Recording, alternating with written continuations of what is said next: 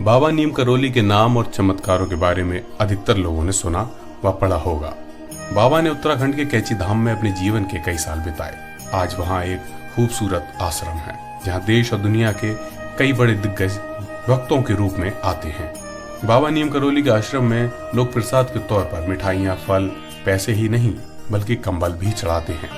कैची धाम में कंबल चढ़ाने की परंपरा काफी समय से चली आ रही है। आइए जानते हैं इसके पीछे छिपे रहस्य के बारे में। आखिर कैची धाम में कंबल क्यों चढ़ाते हैं? बाबा नीम करौली सभी फोटो में कंबल ओढ़े नजर आते हैं। उनके आश्रम में भी लोग प्रसाद के रूप में कंबल जरूर चढ़ाते हैं, लेकिन बाबा नीम करौली को कंबल क्यों चढ़ाया जाता है, इसके पीछे छिपे रहस्य के बारे में शायद कम ही लोगों को पता होगा। नीम करौली बाबा के ही एक भक्त रिचर्ड एल्पर्ट ने अपनी किताब मिरेकल ऑफ लव में इस रहस्य से पर्दा उठाया है और बताया है कि क्यों कैची धाम में कंबल चढ़ाए जाते हैं। रिचर्ड एल्पर्ट की पुस्तक मिरेकल ऑफ लव में बताया गया है कि फतेहगढ़ के एक बुजुर्ग दंपति भी बाबा के परम भक्त थे। एक दिन अचानक बाबा उस दंपति से मिलने उनके घर पहुंच गए और कहा कि आज की रात मैं यहीं रुकने वाला हूं। जिसे सुनकर दंपति बहुत खुश हुआ, लेकिन इस असमंजस में पड़ गया कि हम गरीब लोग कैसे बाबा का सत्कार करेंगे। उन्होंने अपनी सामर्थ्य के अनुसार बाबा का सत्कार किया और भोजन का इंतजाम किया। इसके बाद सोने के लिए बाबा को चारपाई और ओढ़ने के लिए कंबल भी दिया।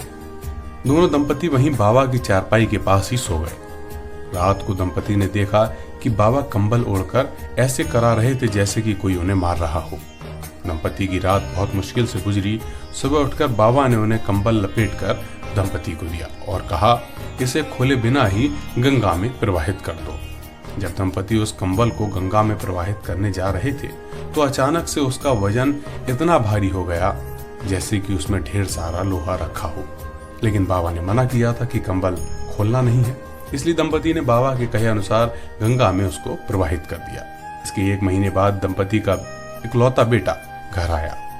उनका बेटा ब्रिटिश फौज में सैनिक था और विश्व युद्ध के दौरान वह सेना में लड़ाई कर रहा था, जिसकी वजह से दंपति बहुत ही चिंतित रहते थे। जब वह सकुशल घर लौटा, उसे देखकर माँ बाप की खुशी का ठिकाना ना रहा।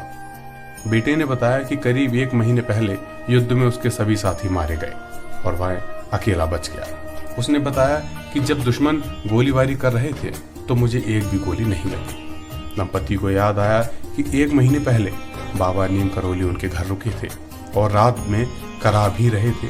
वह समझ गए कि बाबा की चमत्कार की वजह से ही आज हमारा बेटा सकुशल वापस लौट आया है। कहते हैं कि तभी से कैची धाम में बाबा के भक्त उन्हें प्रसाद के रूप में कंबल जरूर चढ़ाते हैं और प्रार्थना करते हैं कि जीवन के सभी कष्ट दूर हो जाएं। बाबा की इसी कहानी के साथ हम आपसे विदा चाहते हैं। फिर हाजिर होंगे बाबा की एक नई किस्से और कहानी के साथ।